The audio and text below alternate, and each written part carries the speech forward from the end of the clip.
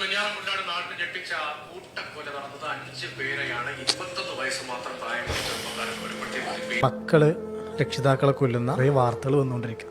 അവസാനമായിട്ട് വെഞ്ഞാറമൂട്ടിൽ 5 പേരെയാണ് ചോര നീരാക്കി വളർത്തി കൊണ്ടുവന്ന മക്കള് സ്വന്തം ഉമ്മായെയും സ്വന്തം ഉപ്പായെയും സ്വന്തം കൂടപ്പിറപ്പിനെയും കുടുംബത്തെയൊക്കെ ഇങ്ങനെ നിഷ്കരുണം കൊല്ലാനായിട്ടൊരു കാരണം ഉണ്ടാവില്ലേ? ഈ കാരണം അന്വേഷിക്കാറുണ്ടോ പലപ്പോഴും? എന്തുകൊണ്ടാണ് ഇത് സംഭവിക്കുന്നത്? 95% ഇത്തരം ആക്ഷൻസിൻ്റെ പുറകിൽ ഒരു ട്രിഗർ ഉണ്ട്. ആ ട്രിഗർ ഇസ് നത്തിങ് ബട്ട് ലഹരിയാണ്.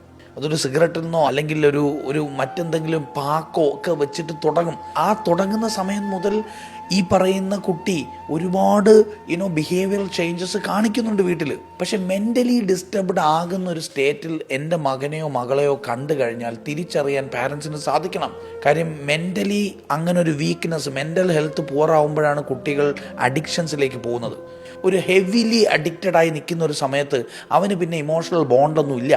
അവൻ്റെ മുന്നിൽ ഉപ്പയും ഉമ്മയൊന്നും ഇല്ല.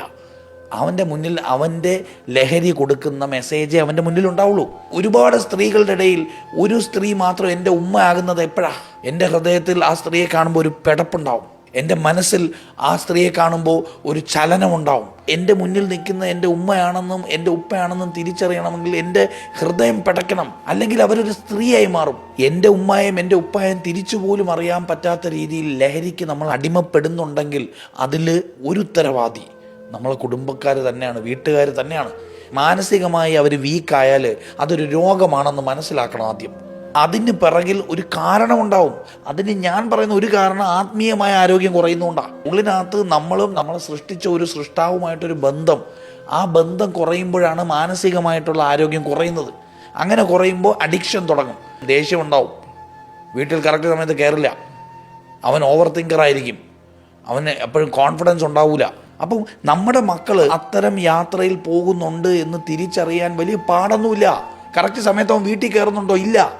അപ്പം മനസ്സിലാക്കിക്കോ അവൻ്റെ കൂട്ടുകെട്ട് ആര്, അവൻ ആരുമായിട്ടാണ് ഇടപെടുന്നത്. ഇതൊക്കെ വീട്ടുകാർക്ക് അറിയാൻ പറ്റും. അറിഞ്ഞു കഴിഞ്ഞാൽ അവനെ റീഹാബിലിറ്റേഷൻ സെൻറ്ററിൽ കൊണ്ടുപോകണം. ഒരു എക്സ്പേർട്ടിൻ്റെ സഹായത്തിൽ അവനെ കൺസൾട്ട് ചെയ്താൽ അവന് ചിലപ്പോൾ തിരിച്ചു വരാൻ പറ്റും. ഇന്ന് ഞാൻ കാണുന്ന പല സിനിമകളിൽ നമ്മൾ ശ്രദ്ധിച്ചു നോക്കിയാൽ മതി, താഴെ വെറുതെ ഇങ്ങനെ എഴുതി കാണിക്കും, പുകവലി, കള്ളുകൂടി ആരോഗ്യത്തിന്. എടാ, നിനക്കത് ഹാനികരമെന്ന് അറിയാമെങ്കിൽ പിന്നെ എന്തിനാ അത് കാണിക്കുന്നേ? ആ സീൻ മാറ്റിയിട്ട് സിനിമ പോവില്ലേ? അപ്പം സിനിമയ്ക്കെതിരല്ല, സിനിമയിലൂടെ കൊണ്ട് മനുഷ്യരുടെ ജീവിതത്തിലേക്ക് കൊണ്ടുവരാൻ ഉദ്ദേശിക്കുന്ന ഒരു ആശയം, നമ്മൾ അറിയാതെ കൊണ്ടുവരുന്ന ഒരു ആശയം. ആ ആശയത്തിനകത്തൊരു അപകടം ഉണ്ടെന്ന് ഇനിയെങ്കിലും മനസ്സിലാക്കണം. നമ്മൾ പോസിറ്റീവായിട്ട് മനുഷ്യനെ ഇൻഫ്ലുവൻസ് ചെയ്യാൻ സാധിക്കണം. അല്ലെങ്കിൽ അമ്മമാരും അച്ഛന്മാരും പെടഞ്ഞു വീഴുന്നത് ഇനിയും കാണേണ്ടി വരും.